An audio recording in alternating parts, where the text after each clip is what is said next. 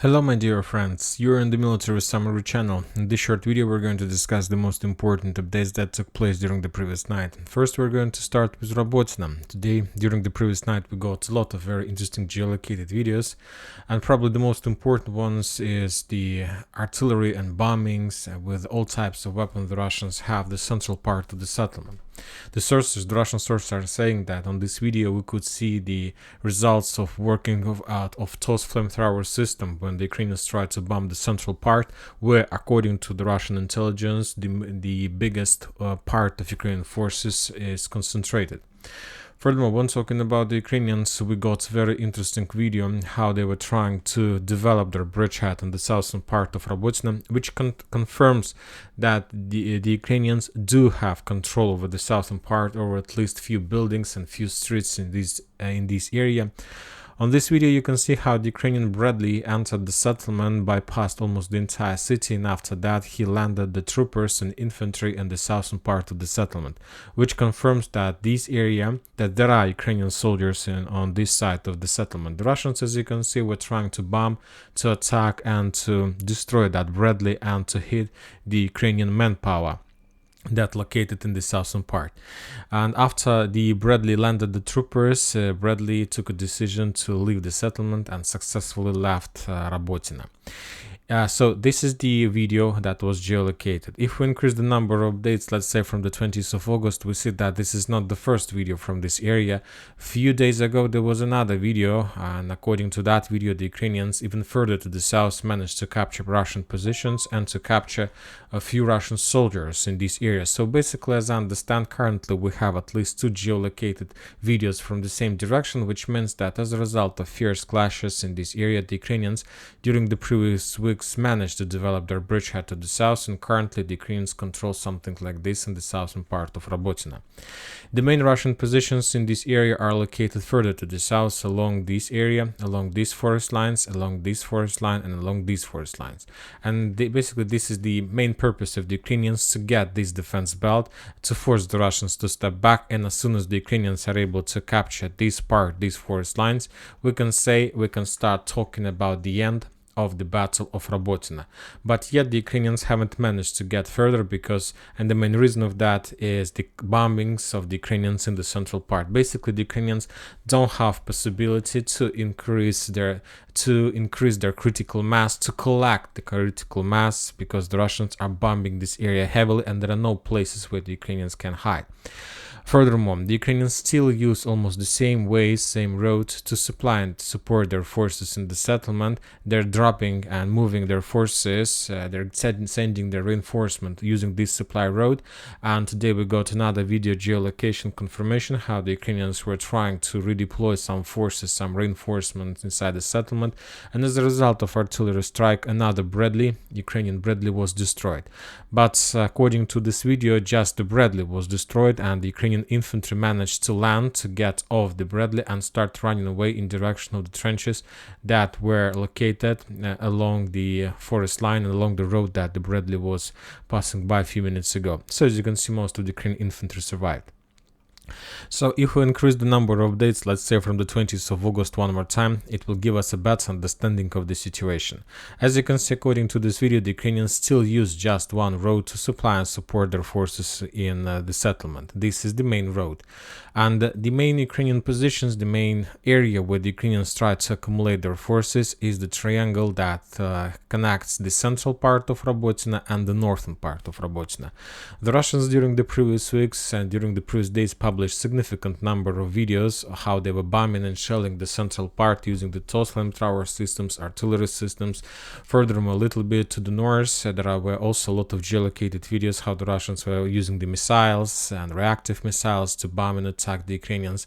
Also, the Russians were bombing not just the squares, but also separate buildings, which means that the northern part is under complete Russian control, which doesn't allow the Ukrainians to accumulate and to collect significant number of forces to break the entire situation and to capture the Russian positions on the south and of course on the southwest of the settlement, this line as well.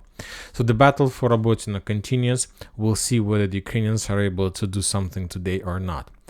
We haven't received nothing from the bridge chat from the Ukrainian attempt to attack from the Ukrainian destination between Novopokrovka, Verbova, and Novopokrovka and Verbova. This direction there were no updates. Now we're moving further to the Vremivka tactical bridgehead. We have just one geolocated clarification. The battle took place a few days ago, but according to this video, we see the Ukrainian claimed, to be more precise, the forces of 36th Brigade published the video how they were storming the forest lines, and basically after that they started movements in direction of the forest in this area. So we will not color this territory in yellow color, but at least this small forest was under Russian control, and now we see that there was a video from the Ukrainian side how they were storming and assaulting this area, which means that maybe the Russians lost control over this small stronghold in the fields. Also, we got the video how the Ukrainians were trying to accumulate their forces and to redeploy their forces from one side, from Staromayarskaya to Urozhaine. The Russians controlled the road, and as soon as the Russians discovered the Ukrainian movement, they started bombing and shelling the Ukrainian positions, and as a result of another strike, armored vehicle of Ukrainian forces was destroyed. More and more updates are coming from Ugledar, but for now, just as a messages of the text about some clashes and about the concentration of Ukrainian forces in this area, and some Russian sources are saying, and the forces of 155th Marine Brigade reported that there are very high chances that Ukrainians during the next days probably will make attempt to attack and to storm Volodymyrovka and Nikolskaya. But yet we haven't received many geolocated confirmations about any attempt from the Ukrainian side. The Russians started and continue bombing Avdiivka. They continue discovering and checking the Ukrainian positions in the high-rising building in the southwestern part of the settlement, and as a result of artillery strikes, the Russians tried to destroy and to reduce the Ukrainian possibilities in this part of the settlement.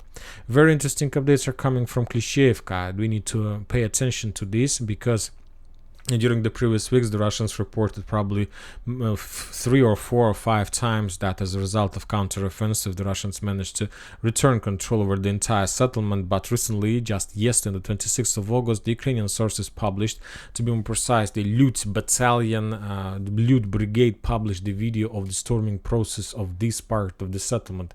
This video was geolocated. We can see a lot of Ukrainian soldiers in this area, and as a result of that attack, the Ukrainians returned or captured.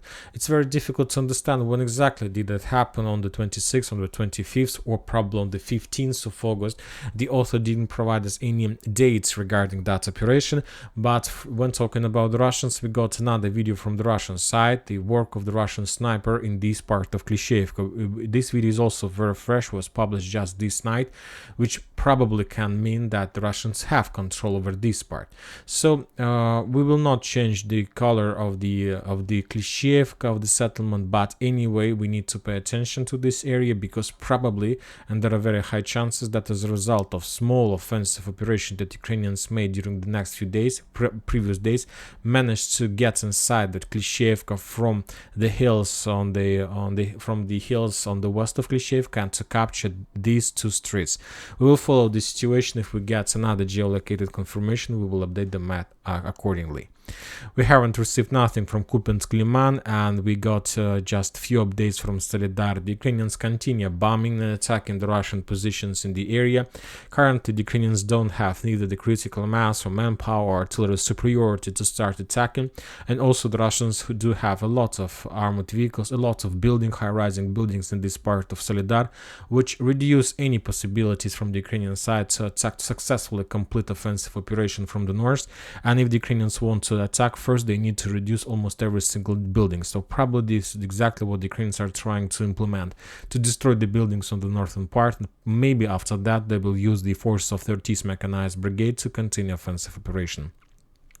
And that's it for today. Military Summary channel reminds we condemn any violence in the world. Thank you for watching. Subscribe to my channel, put your likes, join my Patreon, and have a good day. Bye bye.